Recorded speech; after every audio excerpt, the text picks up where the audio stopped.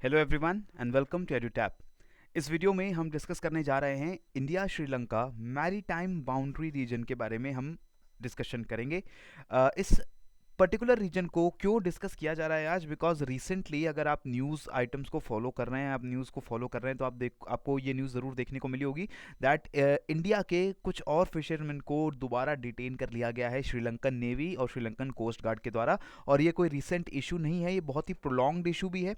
बहुत लंबे समय से इंडियन फिशरमैन, पर्टिकुलरली जो तमिलनाडु से बिलोंग करने वाले हमारे फिशरमैन हैं, इन फिशरमैन को अक्सर खबर आती है कि डिटेन कर लिया गया है बाय श्रीलंका नेवी और श्रीलंकन कोस्ट गार्ड, और क्लैशेस होते रहे हैं, कैजुअलिटीज़ भी हुई हैं। अगर हम 2020 की बात करें तो 2020 के विंटर सीजन में भी ऐसी खबर आई थी कि 4 इंडियन फिशरमैन, उनकी डेथ हो गई थी। उनको कैप्चर कर लिया गया था पहले श्रीलंका नेवी के द्वारा, और बाद में उनकी जो डेड बॉडीज़ हैं वो डिस्कवर की गई थी, और ये बहुत ही वॉलेटाइल पॉलिटिकल इशू रहा था। इससे पहले भी ये जो इशू है 2000 से बहुत ज़्यादा ये इशू 4 में आ गया है।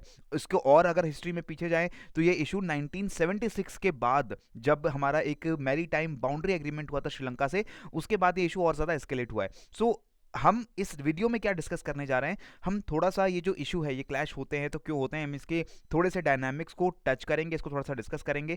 हम वेरियस डायमेंशंस क्या खुल सकती हैं इस पर्टिकुलर इशू को लेकर के, कि अगर हमारे मेंस के एग्जाम में क्वेश्चन आता है या फिर प्रीलिम्स में अगर कोई कॉम्प्लिकेटेड क्वेश्चन आता है तो उसको हम आंसर कर सके, तो उन वेरियस डायमेंशंस को हम देखेंगे। और हम ज्योग्राफी है जो इस पर्टिकुलर एरिया की, इंडिया के तमिलनाडु और श्रीलंका के आइलैंड के बीच में जो वाटर बॉडीज हैं उसके ज्योग्राफी और कुछ आइलैंड्स को हम लोग देखेंगे। ठीक है, न्यूज़ आइटम्स मैंने कुछ क्लिपिंग्स आपको दिखा दी हैं। 13 more Indian fisherman were detained by Sri Lanka navy. India Sri Lanka fishermen के रिलीज को लेकर के फिर टॉक्स होती हैं with the Sri Lankan foreign affairs ministry and Indian foreign affairs ministry. Mostly ये जो हमारे फिशरमैन हैं, इनको रिलीज़ कर दिया जाता है after detaining them for some time. कुछ समय के लिए उनको जेल में रख करके श्रीलंकन जो अथॉरिटीज़ हैं उनको रिलीज़ कर देती हैं। लेकिन आप समझिए कि जितना नुकसान होता है, चाहे वो साइकोलॉजिकल और इकोनॉमिक नुकसान हो इंडियन फिशरमैन का, वो बहुत ज़्यादा है। जो भी उनके फिशिंग बोट्स होते हैं, जो फिशिंग ट्रॉलर्स होते हैं, जिनको कब्जा कर लेती है, जिनको कॉन्फिस्केट कर लेता है श्रीलंकन नेवी, वो दोबारा वापस नहीं किए जाते हैं। फिशरमैन को रिलीज ज़रूर कर दिया जाता है, लेकिन वो जितने इनके इंस्ट्रूमेंट्स हैं, जो उन्होंने मछलियाँ पकड़ी थी, जो फिश कैच किया था, वो वापस नहीं दिया जाता है। ठीक है, इसके साथ एक बहुत इंपॉर्टेंट इशू जो निकल कर आता है वो ये है कि चाइना, जो कि हमारा एक धुर विरोधी है इस पर्टिकुलर एरिया में, इस पर्टिकुलर रीजन में, चाइना अपने साउथ ईस्ट चाइना सी में या फिर जापान सी में, येलो सी में, तो अपना जो हेजेमनी है, अपनी जो मोनोपोली है, उसको रखना चाहता है। लेकिन वो इंडियन ओशन रीजन में भी जो है अपना गुंडा राज एक तरीके से कहा जाए तो वो बनाने की कोशिश कर रहा है। तो हम ये भी देखेंगे कि चाइना का एंगल यहाँ पर किस तरीके से फिट होता है।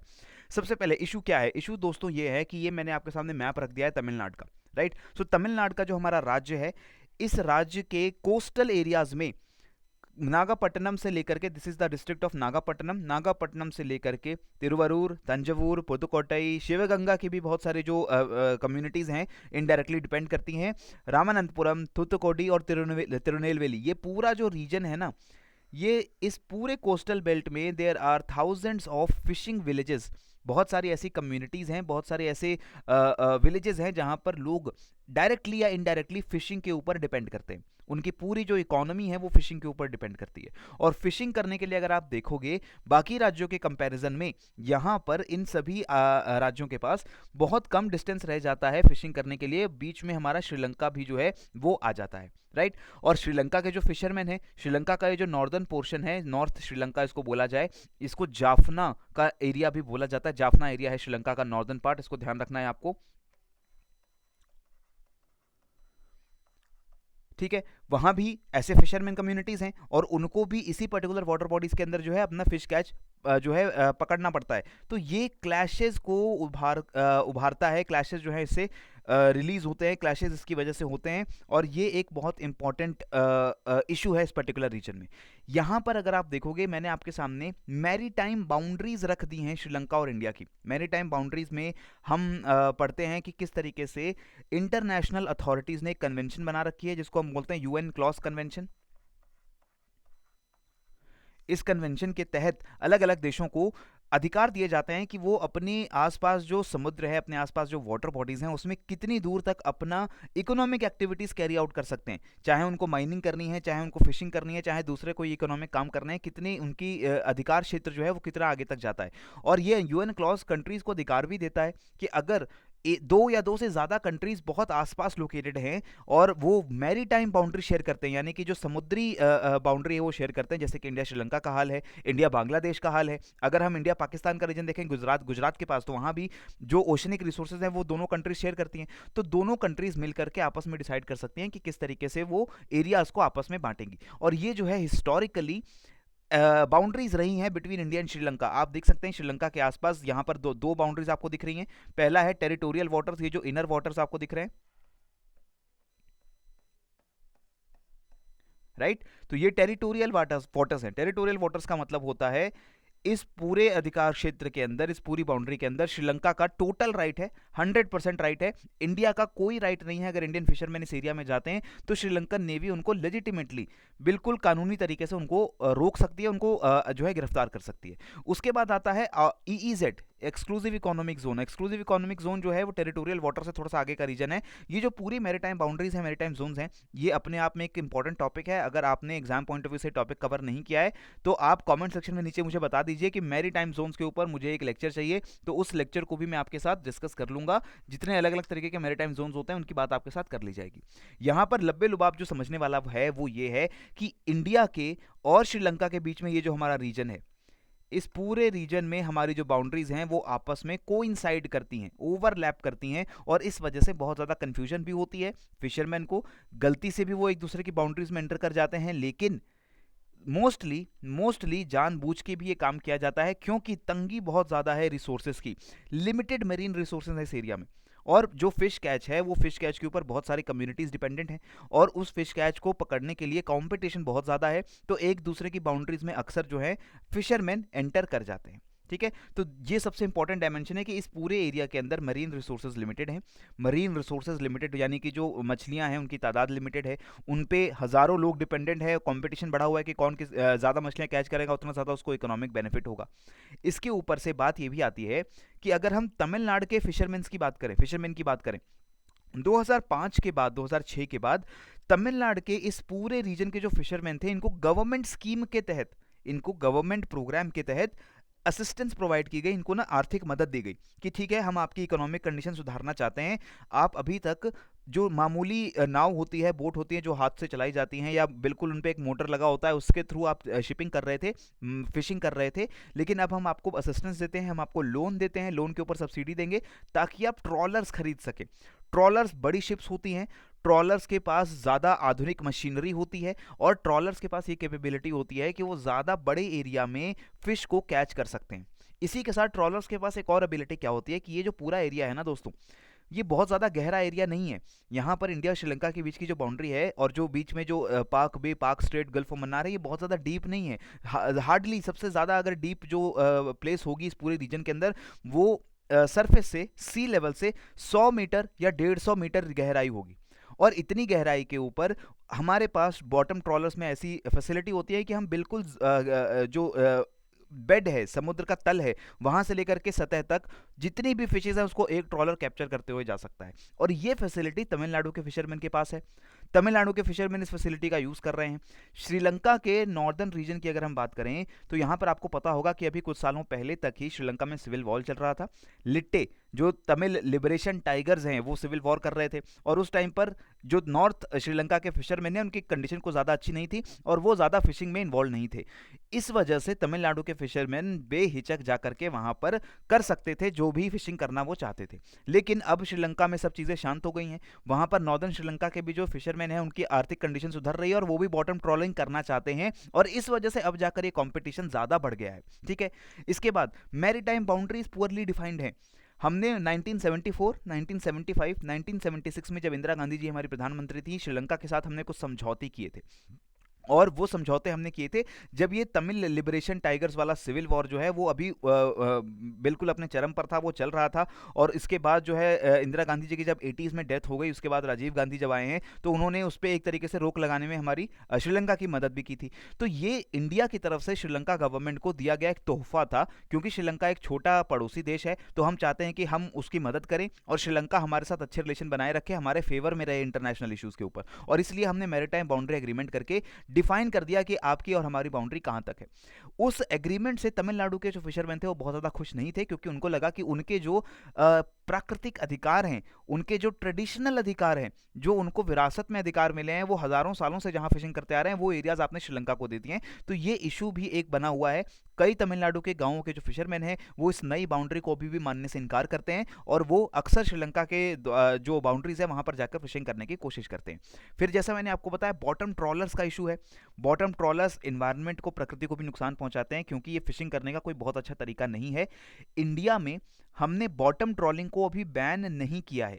श्रीलंका के अंदर अब जाकर के जो नॉर्दर्न श्रीलंका है वहां के फिशरमैन के लिए बॉटम ट्रॉलिंग बैन कर दी गई है श्रीलंका गवर्नमेंट के द्वारा, यानी कि वहां के फिशरमैन बॉटम ट्रॉलिंग यूज नहीं कर सकते। तमिलनाडु के फिशरमैन कर सकते हैं, और वो कर भी रहे हैं। और इस वजह से दोबारा जो है क्लैशेस बढ़ते हैं, क्योंकि श्रीलंका के फिशरमैन कंप्लेन करते हैं अपनी गवर्नमेंट को कि देखो आपने हमें डिसअलाउ कर दिया है, लेकिन वो तमिलनाडु के फिशरमैन वहां पर जा करके ट्रॉलिंग कर रहे हैं, उससे हमारी कैच कम हो रही है, हम जो इतनी मछली पकड़ पाने में सक्षम है हम उतना नहीं कर पा रहे। और इस वजह से श्रीलंका की नेवी, श्रीलंका का कोस्ट गार्ड और ज्यादा एक्टिव हो गया है इस पर्टिकुलर फ्रंट के ऊपर, और वो बिल्कुल भी टॉलरेट नहीं करता है कि कोई भी इंडियन फिशिंग बोट या इंडियन फिशिंग ट्रॉलर उनकी बाउंड्री के आसपास भी आए। इसके बाद declining catch in the region, climate change हो रहा है, हमें पता है, ठीक है। पॉल्यूशन बढ़ रहा है मरीन एरियाज में, ये भी हमें पता है, क्योंकि तमिलनाडु का ये जो पूरा एरिया है ये काफी ज्यादा टूरिस्ट्स के द्वारा भी विजिट किया जाता है, और पॉल्यूशन भी इसकी वजह से हो रहा है। और जैसे जैसे समय आगे बढ़ रहा है, जो फिश कैच है, जितनी यहाँ पर फिशेज होनी चाहिए थी उनकी तादाद उतनी ज़्यादा नहीं है, और ये कम होती डिक्लाइनिंग कैच जो है इसकी वजह से भी लोगों के अंदर कंपटीशन बढ़ रहा है, और लोगों के अंदर जो है उत्सुकता बढ़ रही है कि हमें ज़्यादा से ज़्यादा कैच करना चाहिए, और हम बिल्कुल टॉलरेट नहीं करेंगे दूसरी कंट्री से आने वाले लोगों को, राइट। लोकल पॉलिटिक्स ऑब्वियसली यहाँ पर एक इशू बनता है। लोकल पॉलिटिक्स, जैसे तमिलनाडु की जो लोकल गवर्नमेंट है, तमिलनाडु की जो लोकल पार्टीज हैं, वो वहाँ के फिशरमैन को खुश रखने के लिए, उनके वोट्स पाने के लिए अक्सर ऐसी पॉलिसीज बनाते हैं जो उन फिशरमैन को अलाउ करते हैं कि जाकर के आप वहां पर फिशिंग करिए। जैसे कि मैंने आपको बताया, बॉटम ट्रॉलिंग बैन नहीं करी गई है। क्यों नहीं करी गई है? एनवायरमेंट मिनिस्ट्री ने तमिलनाडु गवर्नमेंट को लिखा भी था, और ये 2012 और 13 की भी बात है, प्रीवियस यूपीए गवर्नमेंट में उन्होंने लिखा भी था कि आप बॉटम ट्रॉलिंग को बैन करवाइए, और वहां पर जितने भी हमारे फिशरमैन हैं उनको रोकिए बॉटम ट्रॉलिंग करने से। लेकिन तमिलनाडु की गवर्नमेंट ने ऐसा नहीं किया, क्योंकि उससे उनके वोट्स लूज हो रहे थे। इसी तरीके से जो तमिलनाडु की गवर्नमेंट है वो सेंट्रल इंडियन गवर्नमेंट को ब्लेम करती है कि जो भी फिशरमैन के साथ दिक्कतें आ रही हैं श्रीलंका की वजह से, वो दिक्कतें सेंट्रल गवर्नमेंट को सॉल्व करनी चाहिए। और ये जो बाउंड्री एग्रीमेंट इंदिरा गांधी जी ने किया था वो उसका एक बहुत मेजर कारण है, ऐसा वो कहते हैं। लेकिन अगर हम बिल्कुल डिप्लोमेटिक तरीके से सोचें, बिल्कुल न्यूट्रल होकर सोचें, तो हमें समझना होगा कि दोनों साइड्स को, चाहे वो इंडिया श्रीलंका, उनको कुछ कॉम्प्रोमाइज करने पड़ेंगे। दोनों ही पड़ोसी देश हैं, और अपने पड़ोसी बदले नहीं जा सकते, उनके साथ अच्छा रिलेशन हमें रखना होता है। और यहां पर मैं आपको यह भी बता दूं कि 1976 में लास्ट बाउंड्री एग्रीमेंट हुआ था इंडिया श्रीलंका के बीच में, लेकिन उसके बावजूद ऐसा नहीं है कि 76 के बाद जो क्लैशेस हैं वो स्टार्ट हो गए। 76 से लगभग 1990s तक ये दोनों देशों के फिशरमैन इस एरिया में सहानुभूतिपूर्वक, बिल्कुल शांतिपूर्वक तरीके से अपना फिशिंग करते थे, आपस में जो है मिलजुल के फिशिंग करते थे। और उस वक्त ये भी बात थी कि जितना फिशिंग कैच अवेलेबल था शायद वो दोनों कंट्रीज के फिशरमैन के लिए काफ़ी था।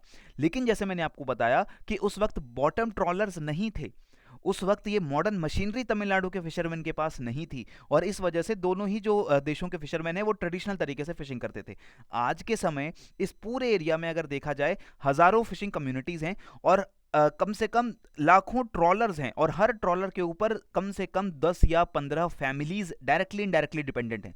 जो लोग फिश कैच करते हैं, जो लोग उस फिश कैच को प्रोसेस करते हैं, और वो लोग जो उस फिश कैच को जाकर मार्केट में बेचते हैं, सभी इनडायरेक्टली तरीके से, डायरेक्ट या इनडायरेक्ट तरीके से इसके ऊपर डिपेंडेंट है। तो इस वजह से ये लोकल पॉलिटिक्स और लोकल इकोनॉमिक्स भी इस इशू को ज़्यादा तूल दे रही है। और फिर बात आ जाती है थोड़ा सा चाइना का मेनेस। अब चाइना देख रहा है कि ये देखो, ये इशू इंडिया और श्रीलंका के बीच में पनप रहा है, और श्रीलंका के नॉर्दर्न एरिया में चाइना इसका फायदा उठाना चाहता है। चाइना ने जाफना के रीजन के अंदर क्या किया है?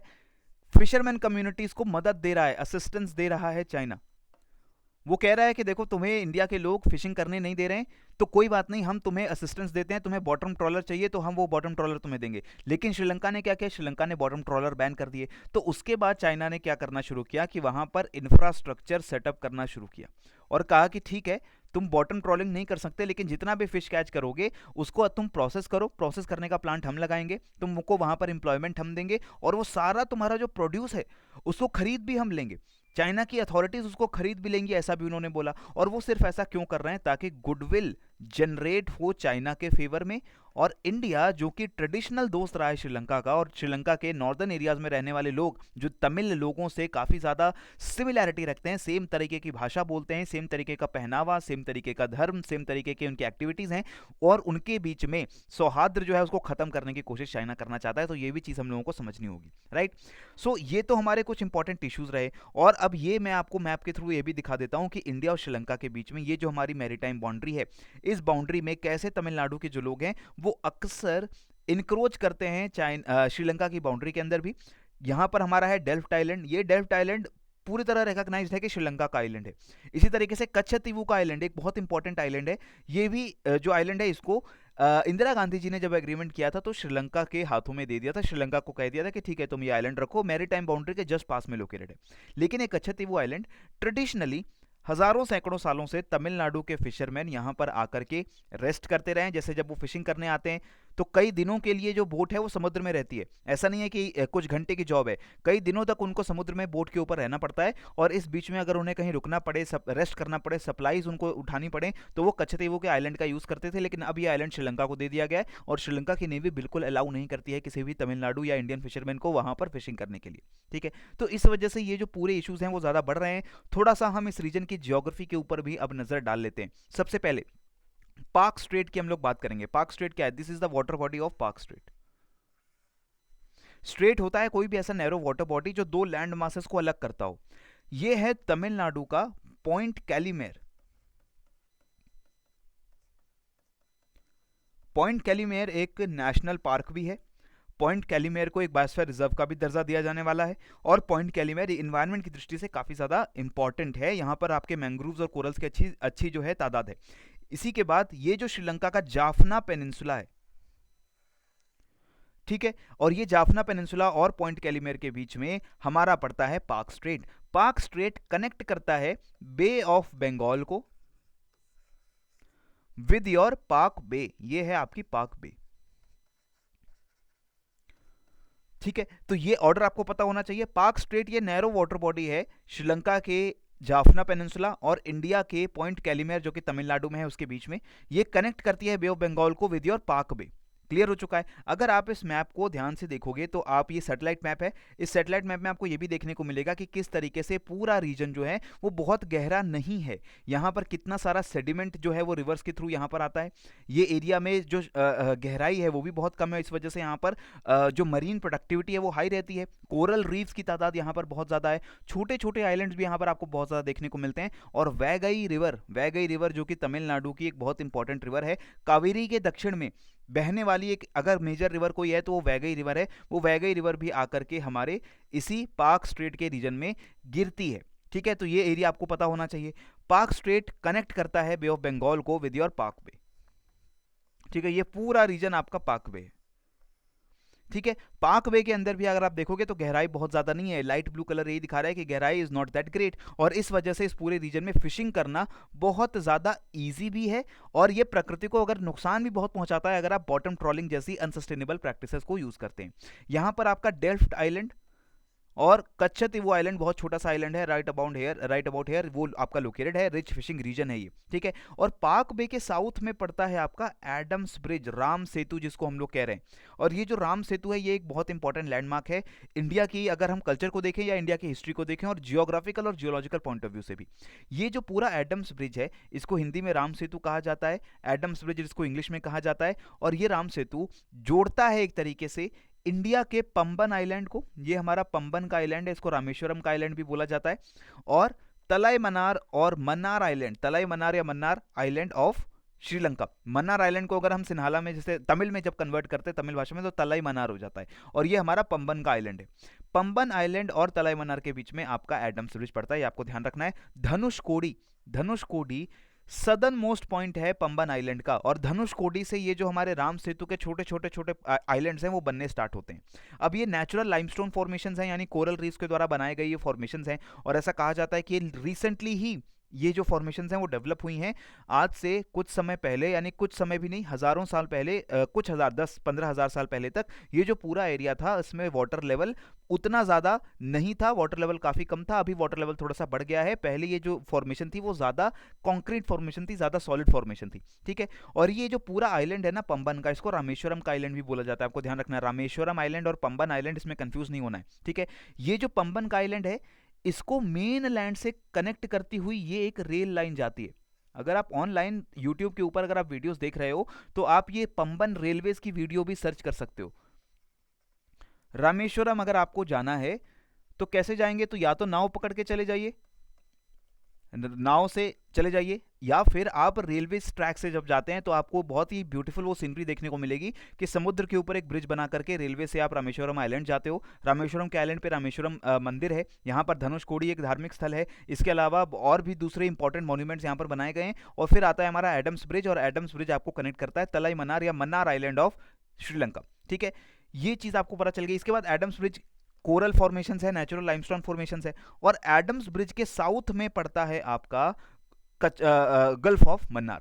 इसके बाद हम बात कर लेते हैं कच्छतीवु आइलैंड की भी। कच्छतीवु आइलैंड क्यों ज़रूरी है, क्योंकि एक अनइनहैबिटेड आइलैंड है, यहाँ पर कोई नेटिव पॉपुलेशन नहीं है, यहाँ पर कोई अपना घर बना के नहीं रह रहा है, लेकिन ये एक डिस्प्यूटेड टेरिटरी रही है श्रीलंका और इंडिया के बीच में। 1976 के बाद श्रीलंका को ये आइलैंड हमने दे दिया है एग्रीमेंट के अंदर। 74 में इंदिरा गांधी जी ने एग्रीमेंट किया था, वहाँ पर Indo Sri Lankan maritime boundary agreement के तहत कच्छतीवु का ये जो आइलैंड है ये हमने श्रीलंका को सुपुर्द कर दिया। इसके अलावा डेल्फ्ट आइलैंड, जिसको नदन तीवु बोला जा रहा है, और भी बहुत सारे छोटे छोटे आइलैंड यहाँ पर लोकेटेड हैं, वो सारे श्रीलंका के द्वारा एडमिनिस्टर किए जाते हैं। और 1976 में हमने एक यही एग्रीमेंट के तहत ये भी डिसाइड किया कि दोनों कंट्रीज के फिशरमैन एक दूसरे की बाउंड्रीज में एंटर नहीं करेंगे।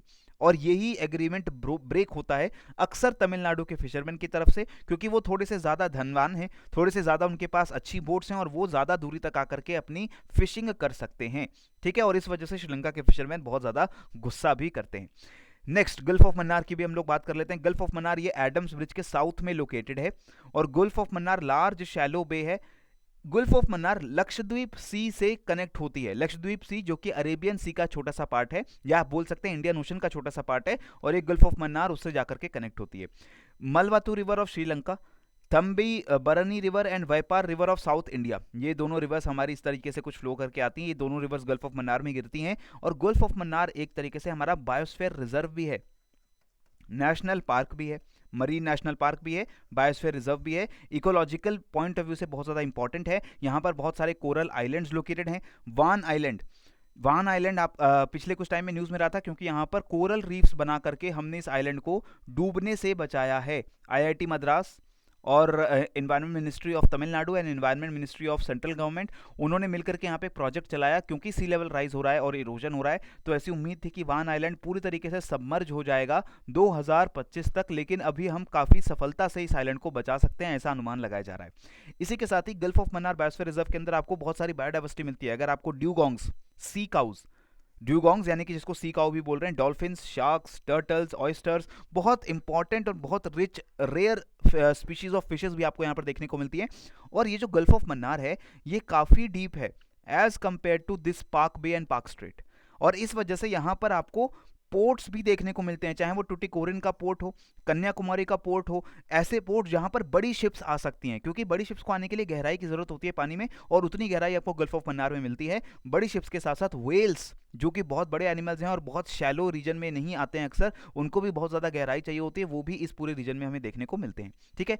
तो ये इस पूरी जोग्राफिकल रीजन की हमारी हो गई बात। अब जाते जाते मैं आप लोगों के सामने क्वेश्चन रख के जा रहा हूँ, जिसका आंसर मुझे कॉमेंट सेक्शन के अंदर चाहिए। Correct north to south order में आप अरेंज कर दीजिए इन 4 वाटर बॉडीज को, Palk Bay, Palk Strait, Gulf of Mannar and Gulf of Khambhat. मुझे करेक्ट ऑर्डर चाहिए कि नॉर्थ से साउथ जाते वक्त हमें कौन सी बॉडीज किस वक्त देखने को मिलने वाली है। जो बॉडी सबसे नॉर्थ में है उसको सबसे पहले रखिए, और इस तरीके से जो बॉडी सबसे साउथ में है उसको सबसे बाद में रखिए, और कमेंट सेक्शन के अंदर मुझे बताइए करेक्ट ऑर्डर क्या होने वाला है, ठीक है। Palk Bay, Palk Strait, Gulf of Mannar और गल्फ ऑफ खंबात, राइट। इसी के साथ दोस्तों दिस वीडियो एंड्स हियर, और आप सभी लोगों से मैं दोबारा इन्फॉर्म करना चाहता हूं कि हम एडुटैप की तरफ से आप लोगों को 2022 एचपीएस एग्जामिनेशंस के लिए वेरियस कोर्सेज ऑफर कर रहे हैं, चाहे वो हमारा कॉम्प्रिहेंसिव कोर्स हो जहां पर जीएस, सीसैट, मेंस और प्रीलिम्स के टेस्ट सीरीज और करंट अफेयर्स कवरेज आपको प्रोवाइड हो रही है, या फिर हमारा डेडिकेटेड सीसैट कोर्स हो जहां पर हम आपको बहुत ही अफोर्डेबल प्राइस के अंदर क्वांट्स, इंग्लिश और रीजनिंग की क्लासेस और नोट्स प्रोवाइड कर रहे हैं। और इसके साथ आपको अगर सिर्फ टेस्ट सीरीज की दरकार है तो dedicated test series course with 18 tests, that means 1800 MCQs based on the latest pattern of HPS examination. 2020 में पैटर्न चेंज हो गया है, इसका आपको ध्यान रखना पड़ेगा। अब वो वन लाइनर क्वेश्चन, उसी तरीके के पूरे जो घिसे पिटाए क्वेश्चन है, करे कराए क्वेश्चन है, वही नहीं आ रहे हैं। नए तरीके के क्वेश्चन, नए पैटर्न के ऊपर क्वेश्चन आ रहे हैं, और उसको ध्यान में रख के हमने ये 18 टेस्ट आपके लिए डिजाइन किए हैं। अगर आप चाहते हैं इनमें से किसी भी कोर्स को सब्सक्राइब करना, तो बहुत ही लिमिटेड टाइम के लिए हमने 26 दिसंबर तक आपको 30% ऑफ यहाँ पर देने का ये कोड जारी किया है, हिमाचल 30, इसको आप यूज करिए, और 26 दिसंबर तक आप इन कोर्सेज को 30% ऑफ पर अवेल कर सकते हैं, right. So this is all from my side on this channel. Please do subscribe to our channel and also like this video अगर आपने इसको एंजॉय किया है, और टेलीग्राम चैनल को ज्वाइन जरूर करिए। ये पूरी पीडीएफ आपको टेलीग्राम चैनल के ऊपर अवेलेबल रहेगी डाउनलोड करने के लिए। और इसी के साथ मुझे दीजिए यहाँ पर इजाजत। पढ़ते रहिए, बढ़ते रहिए। जय हिंद एंड जय भारत।